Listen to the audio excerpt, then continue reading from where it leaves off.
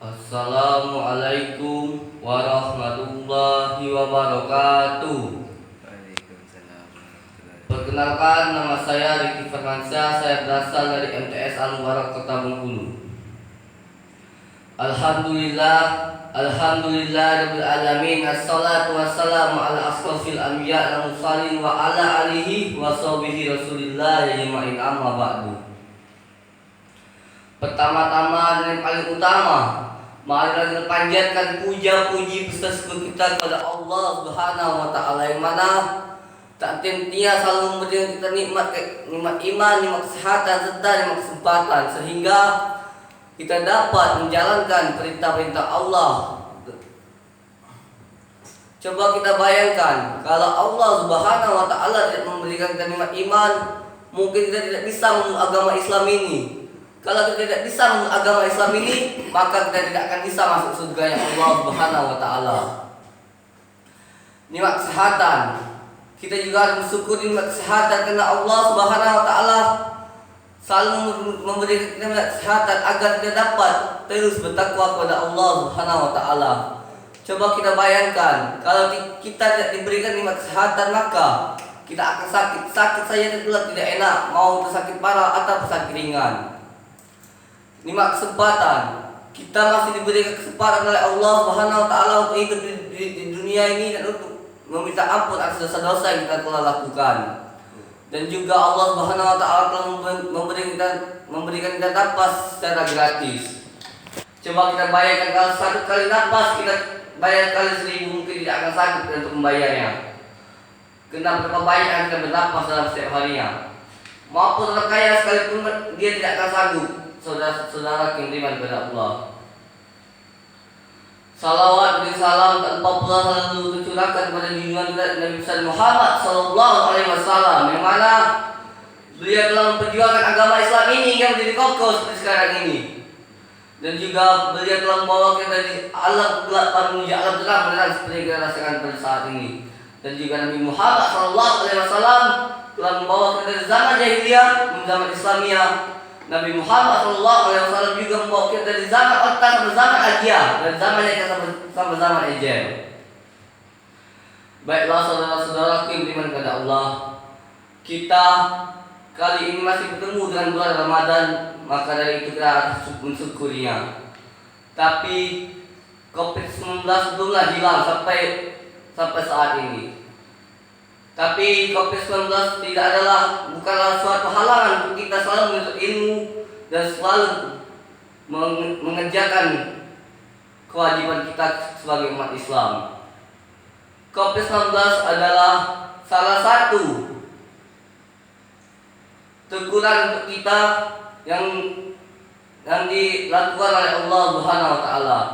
COVID-19 ini mengajarkan kita untuk selalu menjaga jarak, memakai masker, dan juga mencuci tangan. Kita mencuci tangan itu supaya kita bersih dari kotoran. Menjaga masker itu juga, dan kita jaga jarak dengan aman. Banyak orang zaman sekarang ini dia memang berpuasa, tapi dia lihat pada laki-laki dan perempuan yang tidak ada jaraknya. Jadi dengan cara itulah Allah Subhanahu wa taala menegur kita. Baiklah saudara-saudaraku yang beriman kepada Allah, janganlah kita meninggalkan kewajiban kita sebagai umat Islam yang ini melaksanakan salat 5 waktu. Menurut saya, salat 5 waktu tidaklah berat. Salat subuh cuma 2 rakaat, salat zuhur cuma 4 rakaat, salat asar 4 rakaat, salat maghrib 3 rakaat, dan salat isya 4 rakaat.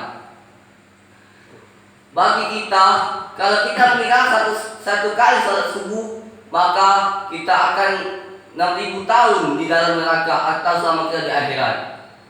Kalau kita meninggalkan satu kali salat zuhur, maka kita sama saja dosa yang membunuh 1000 umat muslim.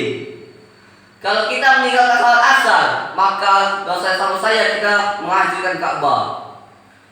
Kalau kita meninggalkan salat maghrib, dosa sama saja kita seperti berzina pada orang tua sendiri. Mana ada yang mau berzina pada orang tua sendiri? Betul atau betul? Dan juga sholat isya. Apabila kita tidak melaksanakan sholat isya 1 kali saja, maka apa yang kita lakukan di dunia tidak akan diridhoi oleh Allah Subhanahu wa taala.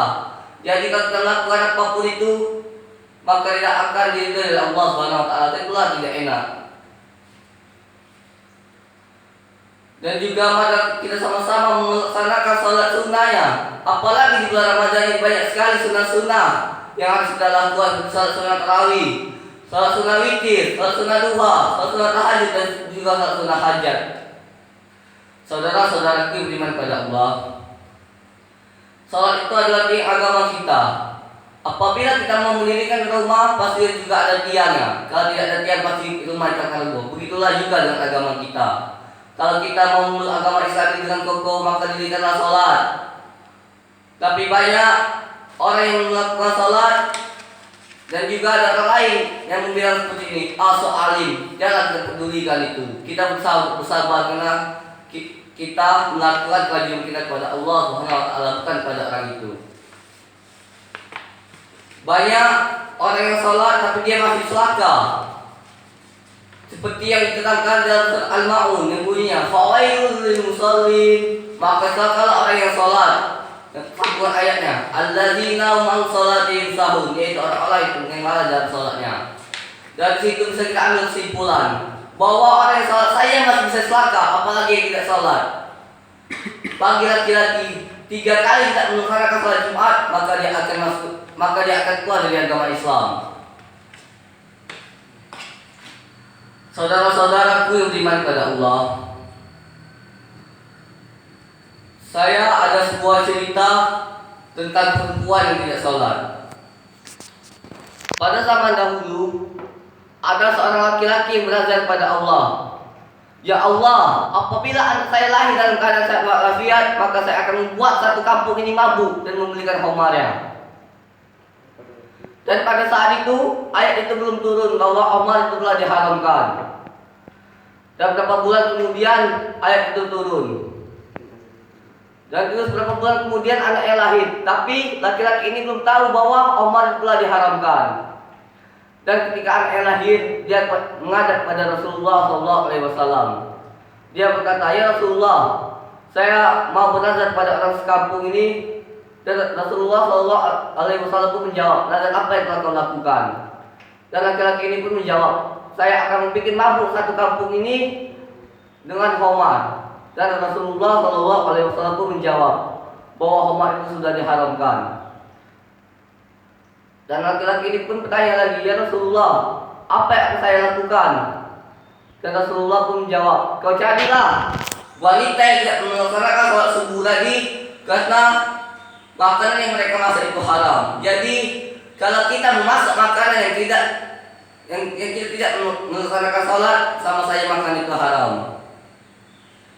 Jadi saudara-saudaraku beriman pada Allah, kesimpulannya adalah marilah kita sama-sama meningkatkan ketakwaan kita kepada Allah Subhanahu wa taala, walaupun di zaman Covid-19 ini tidak ada halangan sedikit untuk kita tidak bertakwa kepada Allah Subhanahu wa taala, apalagi di bulan Ramadan. Di bulan Ramadan ini pahalanya akan dilipat gandakan. Mungkin inilah yang bisa saya sampaikan. Wabillahi taufiq wal hidayah. Wassalamualaikum warahmatullahi wabarakatuh.